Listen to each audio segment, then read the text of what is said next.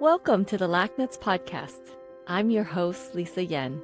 I'm the LACNETS Director of Programs and Outreach, as well as a caregiver and advocate for my husband who is living with NET. In each podcast episode, we talk to a NET expert who answers your top 10 questions. This podcast is for educational purposes only and does not constitute medical advice. Please discuss your questions and concerns with your physician. Thank you for joining us for today's episode of the LACNETS podcast. I'm excited to introduce today's guest, Dr. Jun Gong. Dr. Gong is a GI medical oncologist at Cedars-Sinai Medical Center in Los Angeles. He graduated from New York Medical College, completed his internship and residency at Cedars-Sinai, and his fellowship at City of Hope in Duarte, California. Dr. Gong is focused on translational and clinical cancer research with interests in early therapeutic trials, including immunotherapy, targeted therapies, biologics, and other systemic therapies, and biomarker development to improve patient outcomes in both GI and GU cancers. We've had the pleasure of having Dr. Gong speak at pre-pandemic monthly educational programs back when we were meeting in person, and he also joined us for our 2019 annual conference at Cedars. Several of our NET patients see Dr. Gong for their NET care, and they find him to be very personable, caring, and knowledgeable. We're so glad to have you join us today. Would you start by maybe telling us a little bit more about yourself and how you got interested in NETs? Thank you, Lisa, and thank you, LACNETS, firstly, for inviting me to this podcast. That was a very kind intro. I think, this is a very important population of patients that encompasses what we treat as medical oncologists in the GI medical oncology field. Also, neuroendocrine tumors are becoming more common in other organ types as well. So it encompasses a lot of different disciplines. And so I think a lot of us in our training have been trained and will eventually be exposed and working with patients of this disease type. And so we're happy to help patients with neuroendocrine tumors. And we're so glad you're doing it because we need more and more people interested and involved in NET care. And I hear only good things about you, Dr. Gong. So. Oh, thank you so much. Yeah. So let's get right into it with these questions. And as I mentioned to you, these are questions that came out of our 2020 annual conference that were left unanswered, and they are very common questions. So the first question is, which is better? If the tumor is expressing somatostatin on its receptors by dotatate scan or biomarker in tissue biopsy? And if you can kind of explain what these two things mean. Yeah, so this is a very, very good question, Lisa. Ultimately, what we try to treat patients with, one of the foundational medicines in neuroendocrine tumor treatment is somatostatin analogs, or SSAs.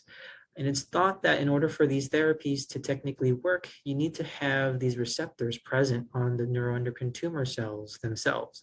So this is kind of a logical question. How do we figure out which patients have tumor types that are positive for these receptors? You can intuitively think, well, maybe we can just look right at the tumor. And I think this is what it means to look at the tissue biopsies for this, to stain for these receptors. But, in this day and age, and I think in many patients in general, if an invasive procedure can be avoided, such as a biopsy, sometimes these patients are very frail. Sometimes they have a lot of symptoms, or sometimes they just don't want to do an invasive procedure and they want to have a non-invasive means. So this is where imaging techniques come by, where you can just do a scan and see if you can confidently detect the presence of these receptors so that you can guide therapies in these patients. And I think this is where this question is kind of diving into. If in the literature and in our experience, it's largely recognized that both the tumor expression and imaging detection predict benefit to SSAs, i.e. another way to say this is that we don't think that there is a superior method one way or another in predicting response to SSA therapy. It's been shown that imaging detection of somatostatin receptors is more than 80% of the time concordant or similar with tissue detection. And we largely recognize that tissue detection is not routinely recommended when you have a non-invasive means to detect somatostatin receptor positivity. Oh, that's really helpful to know. So either way works. And as you said, looking at the whole patient. And sometimes if you can avoid getting stuck, none of us necessarily like getting stuck and being put under anesthesia and under the needle. The imaging that we have now with the dotates is enough. Absolutely. Yeah. And that leads into the next question. And I know I get this question, so I'd like to ask you this. Since somatostatin analogs bind to the somatostatin receptors, as you just mentioned, can NET patient take what's known as statin medications for high cholesterol? So this is I think a confusion because of the word statin that remains in somatostatin and in a lot of the cholesterol medications such as simvastatin, rosuvastatin. The short answer to this is yes, patients can take it for high cholesterol. The reasons why, because statins for high cholesterol, although they have a similar root in the name of their medication and with somatostatin, they're actually completely unrelated mechanisms where the statins of cholesterol medications bind to a different enzyme involved in lipid cholesterol production, while the somatostatin that we think of, completely different receptor involved with hormone production of a complete different set of molecules. So we can comfortably say that if patients need to take statins for high cholesterol, it is safe to do so for neuroendocrine tumor patients. So it's a word that sounds similar and is kind of embedded in that somatostatin, but it's not related at all. And I try looking at it, why the root word perhaps remain the same. I think it's either Latin or Greek. Stat means to stop. So you want to stop a certain kind of hormone release. So I think that's what sometimes as medical providers and pharmaceutical industry, we kind of stick to a common kind of root word across different medications. That's insightful, to stop something. Okay. So then with the somatostatin, what are we stopping? So somatostatin is normally a hormone that would stop the secretion of a lot of digestive hormones in the intestinal tract. So that's why we call it somatostatin. While for the other statins you're thinking of, rosuvastatin, simvastatin, they're stopping synthesis of certain cholesterol. Yeah, that's interesting. Well, thank you for enlightening us with this. This is helpful and reassuring to know that someone needs to take something for cholesterol. There's no problems with it. Mm-hmm. Okay. And another kind of confusing area is in this area of psychiatric medication. So is there a link between psychiatric medication and NETs? And so can someone with NET take selective serotonin receptor inhibitors like SSRI or SNRIs that might be prescribed for them for depression? So when dealing with malignancies and cancers and tumors, I use those terms interchangeably here. There is a lot of anxiety, and you can imagine a lot of psychiatric conditions that can result from that, ranging from depression, just with a diagnosis itself. I just wanted to make that point forward because I think a lot of our patients in oncology will have symptoms such as this. And so this is a very relevant question. A lot of patients will be on some kind of psychiatric medications, and that is not uncommon. But I think the link between psychiatric medications and neuroendocrine tumors, if you look at the literature in the past, maybe 20, 30 years ago, there were some earlier case reports that suggested a link between SSRIs, which is a class of antidepressants that can possibly unmask carcinoid syndrome or even unmask carcinoid tumors. And these findings kind of propagated into subsequent literatures where there were some strong concerns and recommendations for antidepressants and SSRIs in patients with neuroendocrine tumors. But if you look at some more larger and more recent studies, we've actually shown that there's really no adverse outcomes for NET patients treated with SSRIs and SNRIs. As a result, I think we should always monitor, firstly, patients starting antidepressants with neuroendocrine tumors. I think that's always safe practice whenever you start any new medication on a patient. But I think the statement that antidepressants must be avoided in patients with NETs is a little strong. And I think we're a little bit more comfortable that they can be safely used with patients with neuroendocrine tumors these days. Yeah, I think the common concern, and thank you again for acknowledging that, there's a lot of anxiety and depression and taking medications is common. The common concern is that, of course, with these medications, these antidepressants, there's a blocking of the serotonin receptors. And so that might elevate the serotonin and would that trigger carcinoid crisis or carcinoid symptoms like you mentioned. So would that happen if they're on these medications? So it makes, I think, intuitive sense when you think about it that way. But the way we've evaluated and studied this across larger patients, aside from the smaller case studies that were before, we really haven't seen it consistently enough for us to say, please avoid these sometimes very important medications that help with patients' mood and mental well-being while being treated for these disorders. Thank you for clarifying that and just reiterating that it's okay to take these, and that studies show that it's fairly safe. So the next question is, what's the difference between genetic and genomic testing? And we know this is something you're interested in. When would you do genetic screening or testing? And when would you do genomic testing or tumor sequencing? Yeah, again, I think this is a very confusing, similar sounding terminology that we use often. What I like to think of genetic testing, I think that generally refers to testing for hereditary causes of cancer. And genomic testing refers to testing of tumor tissues for mutations that can be used for prognosis or used for targeted therapies. So we like to think of genetic testing in those who present with a strong family history of cancers, a strong family history of neuroendocrine tumors. There's some neuroendocrine genetic predisposition syndromes as well.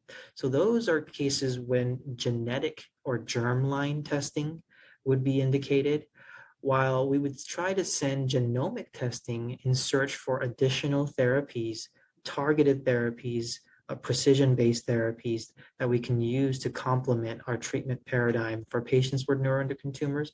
And here at our institution, we like to do that first off the bat in those with advanced or metastatic neuroendocrine tumors. So we try to get genomic testing, often through next generation sequencing or NGS, as soon as possible in our care of these patients. Thank you for that. And what does it involve to do the genetic versus genomic? So genetic testing, we're fortunate enough to have colleagues known as genetic counselors that help us with this evaluation. So when we meet a patient that we suspect may have a strong family history, or they may just have some features of their case that are concerning for a hereditary condition, we refer them to our genetic counselor, who are trained professionals. And the genetic counselors themselves will construct usually a family tree, try to detail the family history of cancers, and then they'll send off a test. Sometimes it could be a saliva test, or sometimes it could be a blood test looking for hereditary causes of cancer. While genomic testing, this often classically involves using a tumor tissue, so sometimes a biopsy, or in those who have undergone surgery, we can use those. Our colleagues in pathology are very kind to store these and archive these for years on end. So even if you had a biopsy from several years ago, sometimes if we're able to find that specimen, connect with the pathology department of that institution, we can request that tumor specimen to be sent off for NGS or next generation sequencing through use of various commercial companies. And oftentimes, if in several weeks, we're able to get a report telling us if there are any targetable mutations that were identified.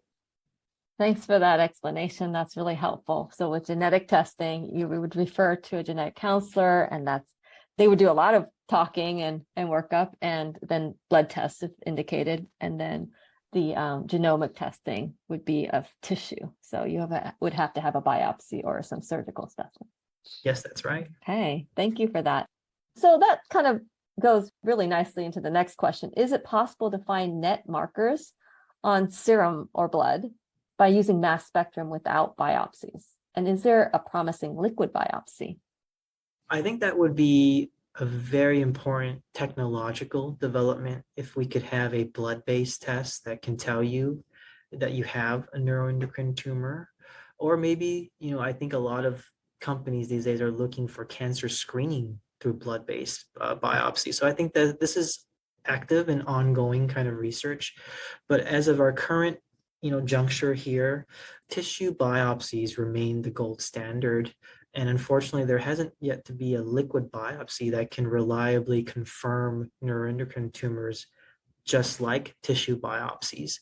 Here, we often it's important to clarify that some of the tumor markers that we're familiar with, such as urine or plasma 5-HIAA or chromogranin A, these are used as guides to see if your cancer may be responding to therapy or your neuroendocrine tumor may be responding to therapy. but they are not diagnostic of neuroendocrine tumors themselves. So I think as we try to find something that's equivalent to a tissue biopsy in the liquid, tissue biopsies remain the best way to diagnose neuroendocrine tumors. Yeah, thank you for that. And I think we're all familiar with other kinds of cancer. Maybe we have a friend or family member with other cancers, and you certainly see other types of cancers. And with those other cancers, people might periodically get full body scans to see if there's metastasis in other places, or make sure there's other places not mixed, and maybe not other places that haven't been missed, and maybe periodically get these full body scans. So with NET, how often should full body scans be done to discover metastasis in other parts? Right. So I think for patients diagnosed with NETs, we should always get a full body scan at the initial diagnosis, just to make sure that there isn't spread of the neuroendocrine tumor elsewhere in the body. But after that, I think it really depends on the type or the stage of your neuroendocrine tumor now. If these whole body scans show that your NET is usually confined to an organ and you undergo surgery or watchful waiting, then we would only recommend a neuroendocrine tumor whole body scan as clinically indicated. While in those patients who are diagnosed with metastatic neuroendocrine tumors, here they're more likely to undergo more routine therapy, and you need more regular scans to see if the therapy is working in this population. So here we often get more frequent scans, usually around every 3 to 6 months, depending on the institutional practice for these patients. And what would you use for a whole body scan? So we like to always start off with a CT scan or an MRI. Those are kind of what we think of the conventional scans. But now with the PET gallium-68, we like to use those at initial diagnosis as well. We have used gallium-68s routinely over time as well, but usually not more frequently than 6 months at a time. So usually we think of these scans if something changes along the clinical course that we need more information, we often get another gallium scan. But these are not, to the frequency as CT or MRIs where we're doing more frequently. Yeah. And do those pick up brain mets, just out of curiosity? So the conventional CT and MRI, unless you designate an MRI or CT head to be included in there, they do not. And we generally don't look for brain metastases unless there's certain clinical signs that we obviously are worried about. Then we definitely would include those in our whole body scans as well. Thank you. So, with NETs, a lot of times we're told these, especially with well-differentiated, they're slow growing, which is a comfort. Of course, the question comes up, can well-differentiated tumors become poorly differentiated tumors? So this phenomenon has actually been described in the literature. There have been cases that have been described of patients who were diagnosed with well-differentiated tumors, and then on subsequent biopsies, they were found to have poorly differentiated tumors. Our understanding of this phenomenon is still not clear of how this develops or how this evolves. But I think the reassuring thing to know is that overall, the incidence of this phenomenon appears to be very, very rare. And the majority of the time, this phenomenon doesn't happen. In the cases that, the rare cases that have been documented in the literature, they've had to been treated with more different kinds of systemic therapies for these patients, tailored to their histologic features as you described. So it's rare, and if it does happen, the oncologist and the treating team is prepared to treat it. Oh, yes. The key words here is that we don't see it often. It's extremely rare, but in the rare cases that it's happened, we are here to help you guys. Mm-hmm. Thank you for that. That's reassuring. So as we all know, NETs can produce hormones, and that's the concern. So can NETs produce multiple hormones, and should one try to control any production of any hormones for general prevention in general? And should we control serotonin production generally? So I know there's a couple questions wrapped in there. No, this is a good question too. I would say the majority of neuroendocrine tumors produce one specific hormone, mainly serotonin. This is the main hormone associated with carcinoid syndrome. However, there are other rarer neuroendocrine tumors that may produce one specific hormone different from serotonin. This includes gastrin, which is another hormone produced by gastrinomas. There may be insulin-secreting neuroendocrine tumors from insulinomas. There can be glucagon-secreting tumors from glucagonomas. But majority of the time, there is one specific hormone that's produced, and the most common one, again, being serotonin. With that being said, there's no conclusive evidence that we're aware of that control of these hormones has firstly been shown to prevent neuroendocrine tumors. In fact, we often recommend that the best practice is to attempt to minimize certain diets tailored to the individual after a specific neuroendocrine tumor condition is diagnosed. So for example, in those who may be diagnosed with the rare case of an insulinoma, here we're really watching how their intake of certain foods that may contain sugars are watched. And then there's a whole list of foods for serotonin as well. But instead of having, a preventative strategy, because a lot of these are found in a lot of healthy foods as well, it's better to have it tailored with your clinician and dietitian after diagnosis of your condition. Yeah, we all like to think about prevention. Prevention is key, but it's tough in neuroendocrine tumor unless you've had a diagnosis and know what to tailor the diet for. That's right. And in general, a healthy balance of diet and exercise is often the best way to prevent a lot of malignancies in addition to neuroendocrine tumors. Good point. We really have to think about prevention of other cancers as well, and just healthy balance is important. So, many of us are told, of course, that when things are stable, when the disease is stable, that we don't have to make a change.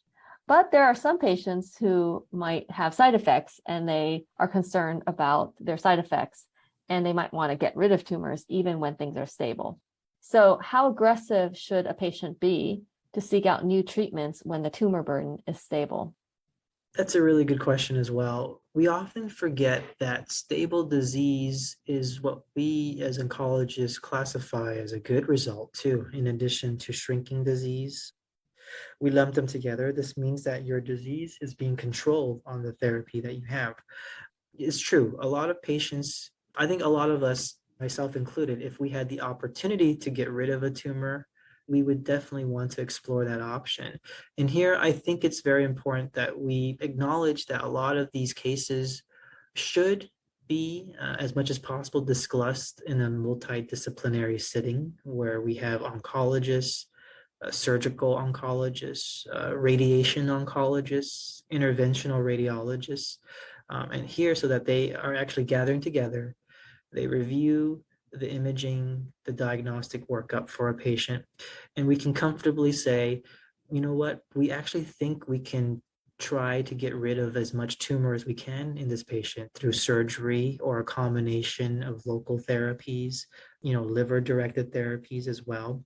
But unfortunately, some patients have either some disease that's too widespread, or they're in some tough anatomical locations, or it's often difficult for them to try to get rid of all the tumors.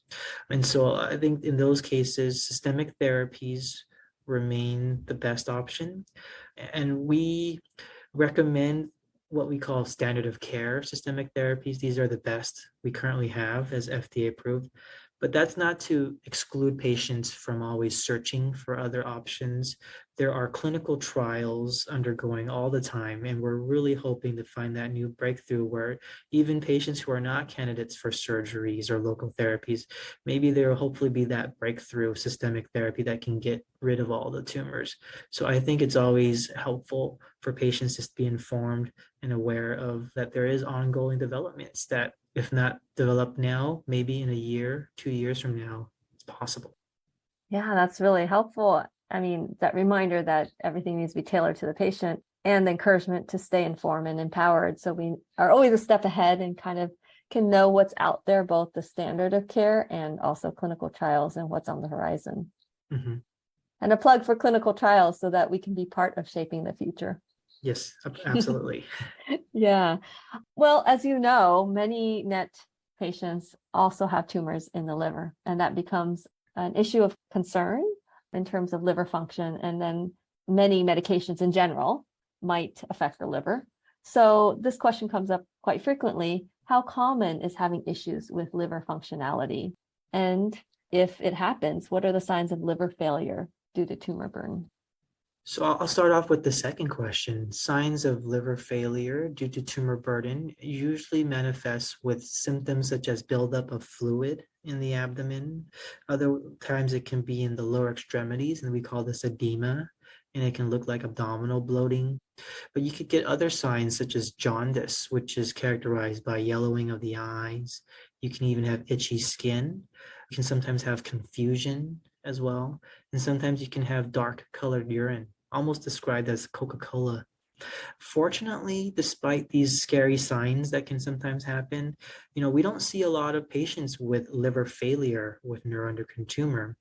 The concern for affecting liver function can not only come from liver metastases from NETs, but certain drugs can also cause liver dysfunction as well. So that's also important to take into consideration, that of causes of impaired liver dysfunction in patients with neuroendocrine tumors. Now, the incidence of those to develop liver metastases is very dependent. Every patient is different, where there's a lot of factors that play in, such as the size of the tumor. If the tumor is very small, for example, on diagnosis, there's a very low chance that you'll develop liver metastases compared to other types of neuroendocrine tumors, where the chance of metastases can be as high as 50%. So every patient is a little different and is dependent on the type of neuroendocrine tumor and other features. But as I hinted before, we actually have really good therapies too to target liver metastases. You can have local therapies, liver-directed therapies. Surgery remains an option in certain cases. And systemic therapies, again, are available with clinical trials for patients with liver metastases. So with those type of targeted treatments, liver-directed therapies or surgery where you remove the liver tumors, does that permanently affect the liver function? I mean, because you're cutting out the tumors, but does it permanently damage the liver in any way? So the nice thing about the liver is that it's a very regenerative organ. So we've seen throughout our experience that even resecting portions of the liver will be fine. And our interventional radiologists throughout the country and the world are generally very skilled in choosing out portions of the liver for which they're going to embolize or direct their liver-directed therapies. Our goal is to never compromise liver function. It's always to minimize risk and maximize reward. Yeah, always weighing the pros and the cons and the potential risks and benefits, and then, of course, doing what's best for the patient. Absolutely. So in closing, I just invite you to share any last thoughts, any words of encouragement or advice or hope that you might have for the audience. I think this is a really good set of questions, and I applaud LACNETs for having such educational conferences. I think empowering the patient, as you said, is always a good trait to have. I just wanted to end, though, that there's sometimes a lot of scary things on the internet, too. So be careful of that. And some of these findings, it's often better interpreted with the help of your clinical team, whether it's a dietary question or a treatment question or even a hereditary family history question. This is why we have a multidisciplinary team, so that we are there to give you the most accurate, up-to-date information, and hopefully also help distill and clarify some of the confusing aspects that are out there, as we are in the social media age, the internet age, where access to information is readily available. Yeah, thank you for that reminder. And it can be overwhelming when patients Google search it, as they commonly do, and they see all sorts of information out there and not understanding how the information relates to them. So talking to you, talking to your team, you can help put that in a proper context and give tailored information, as we've been talking about the whole time, tailoring it to the patient. That's right. Yeah. Thank you so much for your insights and for this information, for meeting with us today, and for sharing what you know about NETs and these words of encouragement and hope. We really appreciate you, all your hard work in research, in the clinical field, and seeing patients. So we really appreciate all you do, and we hope to see you again in person soon. Thank you so much for having me. It's been a pleasure. Thanks for listening to the LACNETS podcast. We want to thank our podcast supporters, Advanced Accelerator Applications, Tercera Therapeutics, and Ipsen Pharmaceutical. For more information about neuroendocrine cancer, go to www.lacnets.org.